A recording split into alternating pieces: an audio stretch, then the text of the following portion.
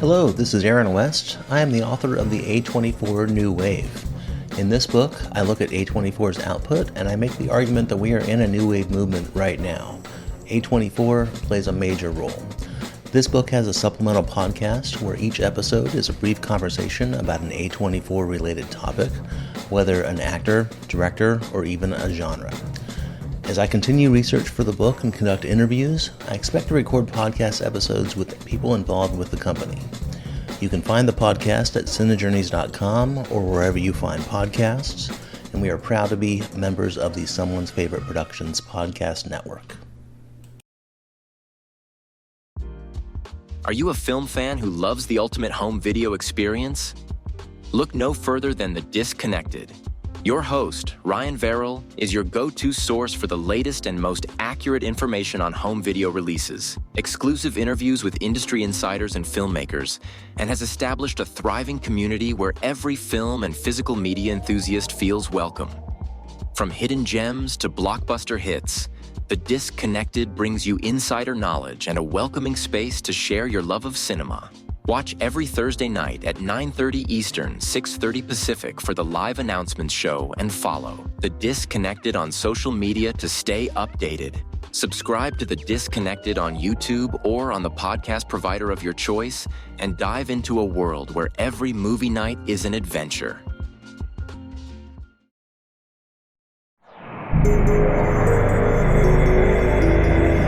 Weirding Way Media.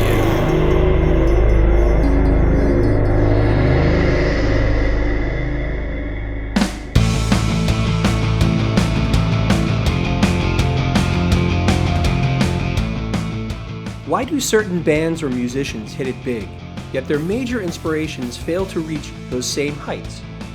Why aren't these forebears spoken of in the same reverent tones as the ones they inspired? It's a tricky question for sure, but it's been on my mind lately. For most, the names David Bowie, Leonard Cohen, Beck, and Brian Eno need no introduction. But what of the genius that all those musical heavyweights cited as a major formative influence? Tonight, I'd like to shed some light on a man whose work continues to inspire and whose uncompromising ethos continues to challenge anyone who's been lucky enough to discover his works. Tonight, I'm pleased to introduce you to Scott Walker.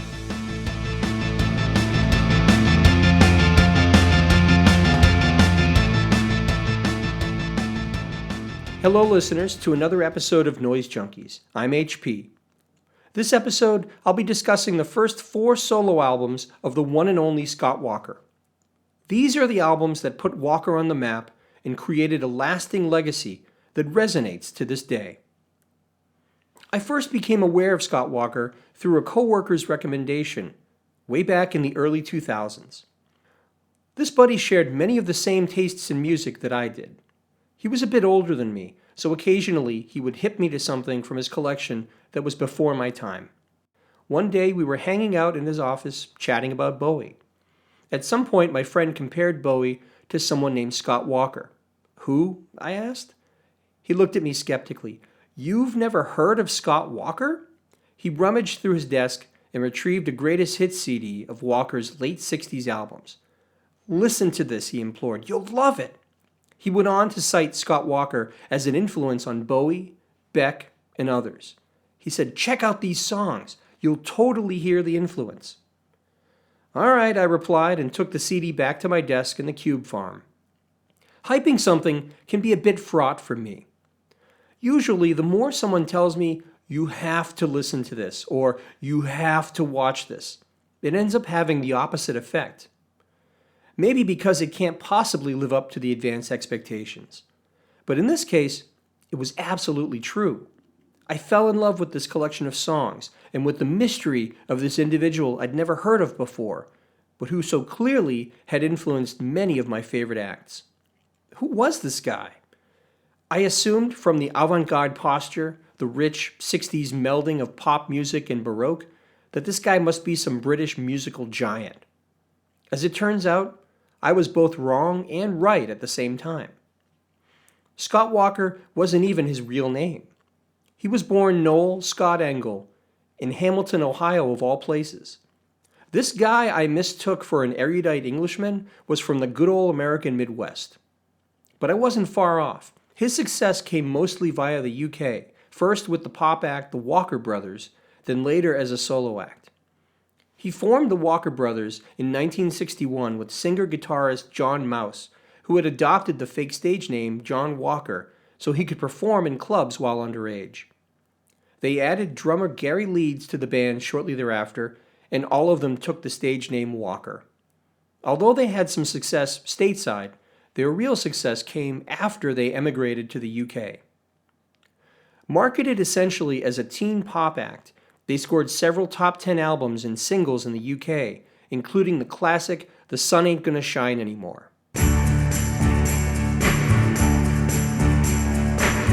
Loneliness is a cloak you wear, a deep shade of blue is always there. The sun ain't gonna shine anymore, the moon ain't gonna rise over the sky, the tears are always clouded in eyes when you're without love.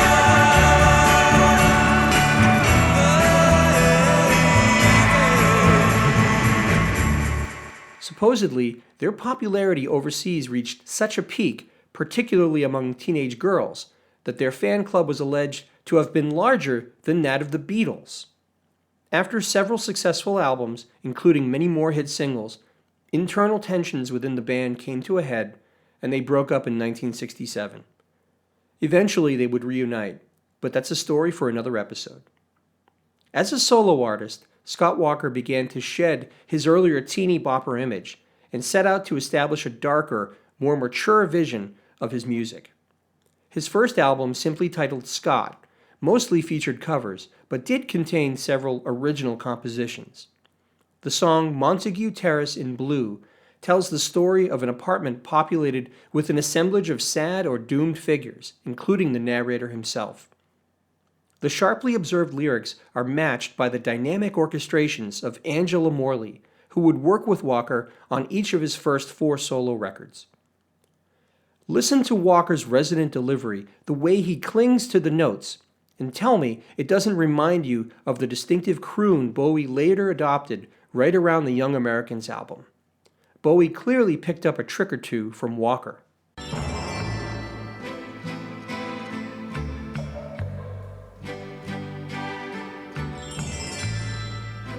The little clocks stop ticking now. We're swallowed in the stomached room. The only sound to tear the night comes from the man upstairs.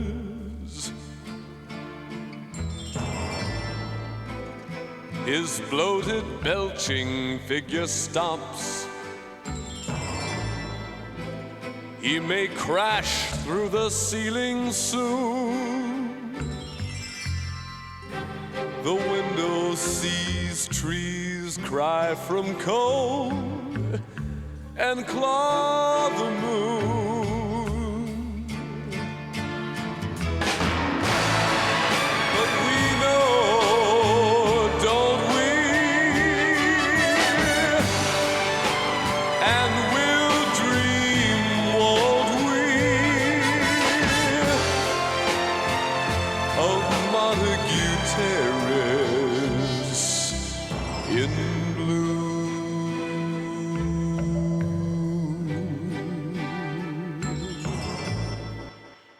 Another Walker original from his first solo album is the song Such a Small Love. The lyrics interpolate a funeral with images of coldness and separation. The screeching strings that feature prominently during the verses add to the disquieting texture of the song. Her face penetrates the blue-gray morning. Her eyes pregnant pools produce a tear. Someone should have shouted you had gone in her ear. That summer was stolen away.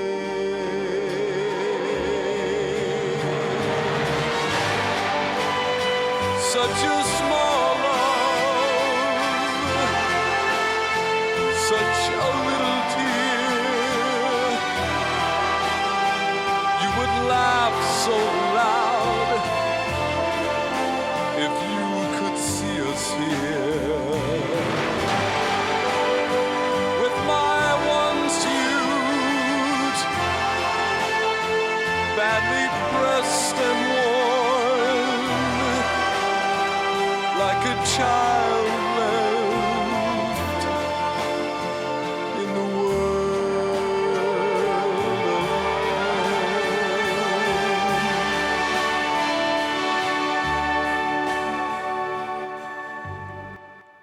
Even the covers on the album are decidedly off-kilter and bleak, including 3 songs from the celebrated chanson singer-songwriter Jacques Brel. Brel would become something of a North Star for Walker's early solo career. Brel's theatrical, darkly funny songs were a clear inspiration for Walker's own music. 2 of Brel's songs included here, Amsterdam and My Death, are among the most popular and celebrated of Brel's catalog. And in an interesting bit of later influence, both of these Brel songs would be featured in Bowie's live sets between 1968 and 1972. Bowie himself spoke of the Walker connection in various interviews, such as this excerpt from the 2006 documentary on Walker, 30th Century Man. I was dating a girl who used to go out with him, and she was very passionate about his music. So his albums were still there at the apartment.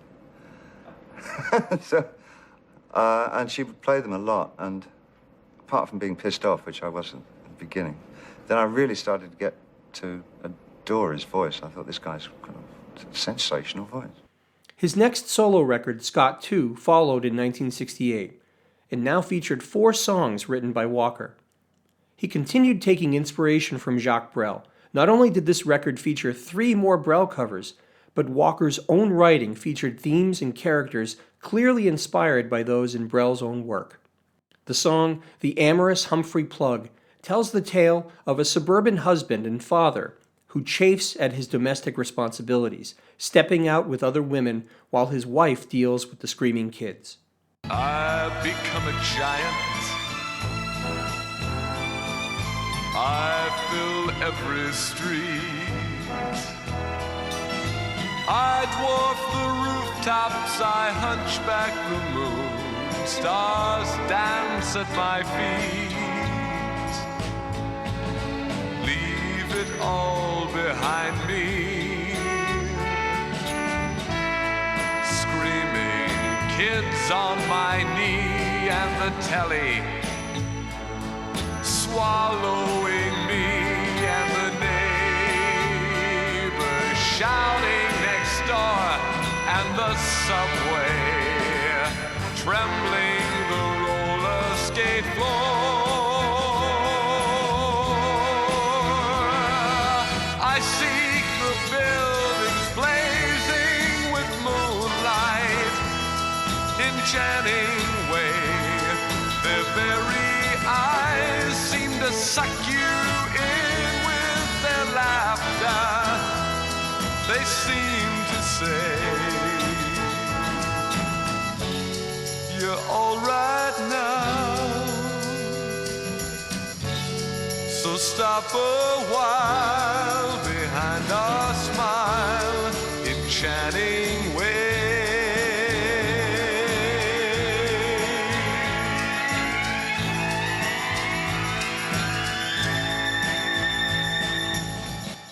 By far the darkest Walker original on this album, and possibly of his entire 60s output, is The Girls from the Street. Over a queasy martial waltz, Walker tells the story of a man out in the town with a morally bankrupt compatriot. This devilish companion urges the narrator to escalating depths of depravity, climaxing in a trip to the red light district seeking prostitutes. The swaying waltz time, the orchestration, the vivid description of the night's sleazy bacchanal, this is dark, mature stuff. This is pop music meets theater, pure and simple. Collapsing next to me, shouts, "Don't look sad, things aren't so bad, they're just more wrong than right."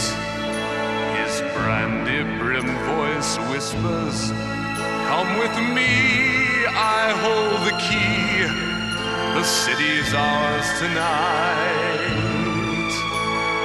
Pays the barmaid, slaps her ass, she shrieks, her gold teeth flash with rapturous delight.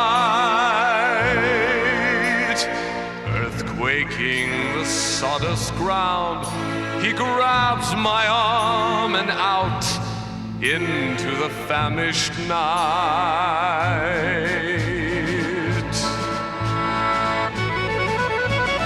Now two blazing leaves burning up ground, the tiny walls of a merry-go-round, cascading lights for every heartbeat. Tonight we'll sleep with the girls from the streets.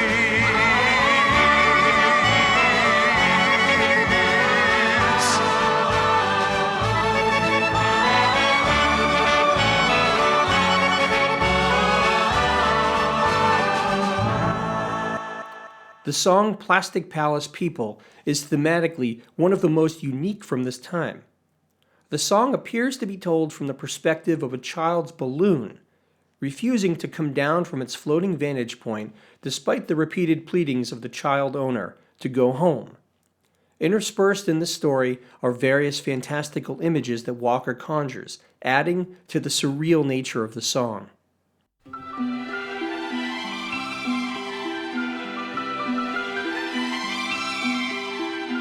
Over the rooftop sails Billy, a string tied to his underwear.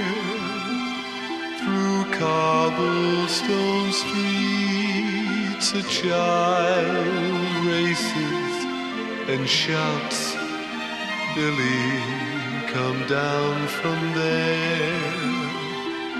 My mother's calling, his voice whimpers, a string clutched in his tiny hand. Not till I've seen the skies not lit up in tears, child, try and understand. Don't pull a string, don't bring me down, don't make me laugh.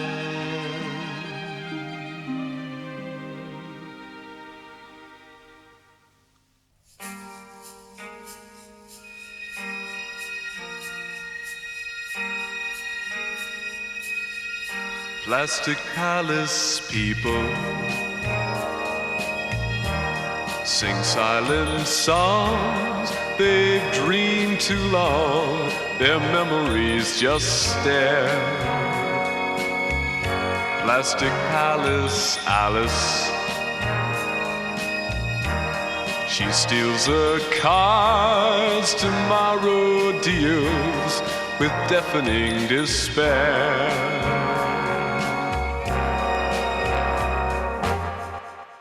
The final Walker original on this album, The Bridge, dials back the exaggerated reality of the other tunes to focus on a simple, melancholy ballad concerning the song's sad alcoholic narrator helplessly watching the woman he loved from afar, sitting by a gray, depressing riverbank. It convincingly conjures a cold, shivering, damp atmosphere. The song owes a particular debt to Brel, as the lyrics and imagery echo those found in Brel's music. I've watched her from the riverbanks. I knew her when she danced with dreams. White doves were there to dress her hair, and so was Madeleine. At night, the people's faces danced like pearls colliding on the breasts of fat Marie, whose thunder laugh was just a thread from crying. Her sailors stained her cobblestones with wine and piss and deaf desire, and sometimes blood for Madeleine, whose laughter was the night. Her girls would lift their dresses high and breathe the stars and kiss the sky. She'd smother them with whispers, then embrace them with her sighs. Walker's next record, 1969's Scott 3, featured an even higher ratio of originals to covers, 10 originals to 3 covers, including 2 more Brel songs. Walker's songwriting continued to get better and better on this release. The song It's Raining Today is a story of love lost between the narrator and the sweet train window girl with whom he shared a brief love with. The acoustic guitar, strings, and lyrical content conjure the utter melancholy of looking back at love lost with regret, and it's all sensitively rendered and detailed.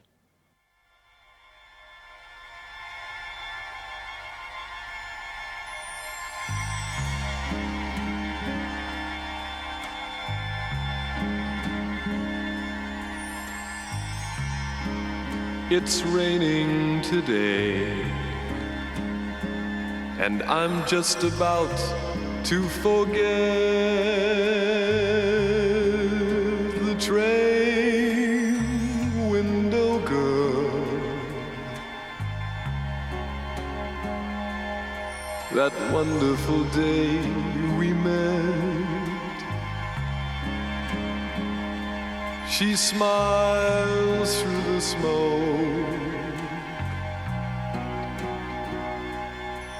from my cigarette.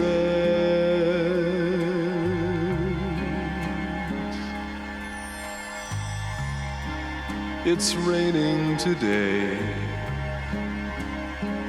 but once there was summer and you and dark little rooms and sleeping late afternoons. Those moments descend on my window pane.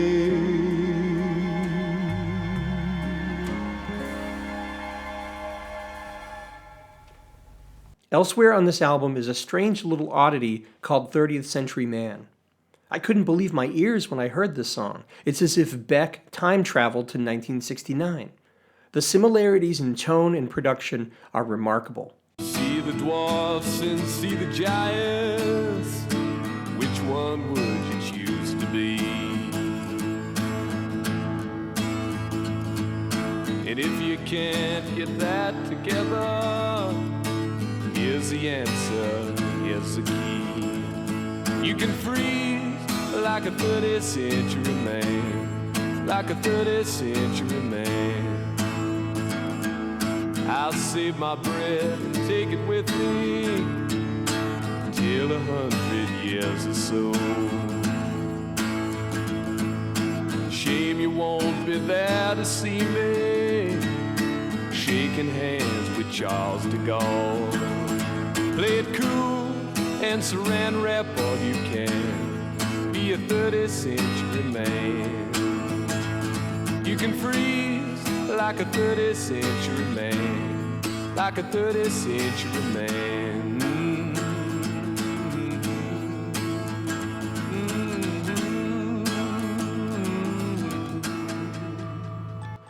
The final album to feature his name, Scott 4, was released in late 1969.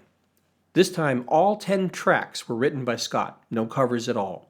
And this last album of the quartet features some of the most interesting music of his late 60s output. Album opener, The Seventh Seal, is based off of the 1957 Ingmar Bergman film of the same name. Lyrically, it recalls the events of the movie, specifically the game of chess that the knight plays with death. What's particularly offbeat is the song has a flamenco flavor, odd considering the film's Swedish roots. What kind of mad genius comes up with this?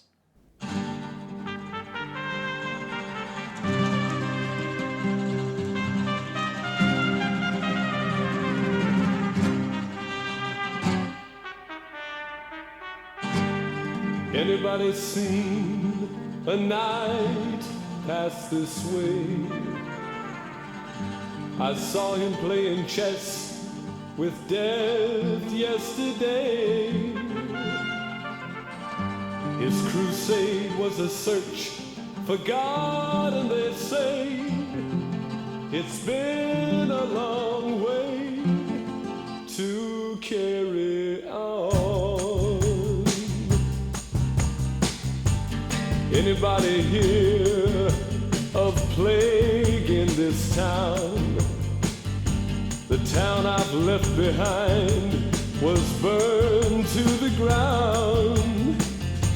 A young girl on a stake, her face framed in flames, cried, "I'm not a witch, God knows my name." The night he watched with fear, he needed to know.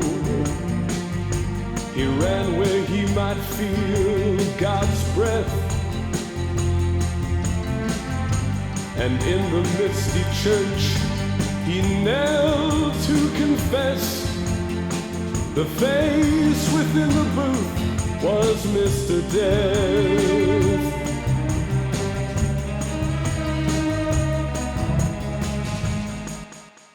Another highlight of Scott 4 is the song The Old Man's Back Again, subtitled Dedicated to the Neo-Stalinist Regime. This song was about the end of the Prague Spring, the time of the economic and social reforms of Czechoslovakian First Secretary Alexander Dubček, starting in January 1968. These reforms were reversed following the Warsaw Pact invasion in August 1968. The old man of the song's title referenced Stalin and the country's return to hardline authoritarianism. But for such a heavy historical theme, the song traffics in a light, funky rhythm section backed by strident strings and a Russian-themed male choir. Walker's imagination and creativity are truly running wild here. The crowds just gathered, their faces turned away, and they queue all day like dragons of disgust. Older women whispering, wondering just what these young hotheads want of us.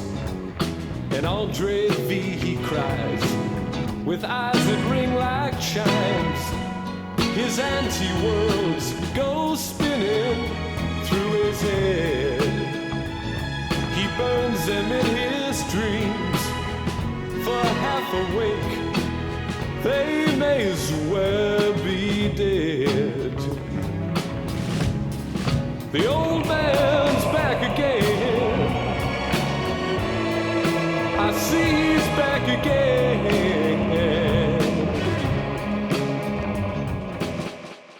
Unfortunately, Scott 4 failed to chart and was considered a flop at the time.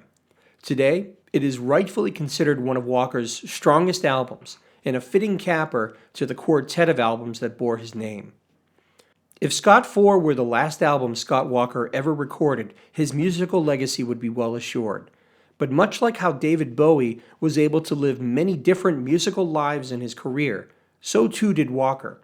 Consider this part 1 of the examination of Walker's music. Part 2 will follow in a subsequent episode, and I guarantee you won't believe where he goes from here.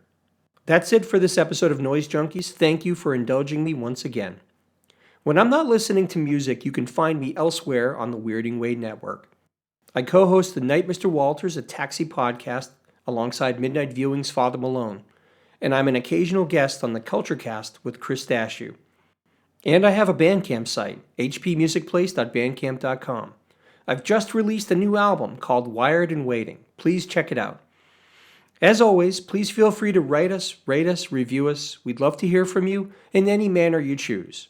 Thanks again for listening, and we'll see you again next time.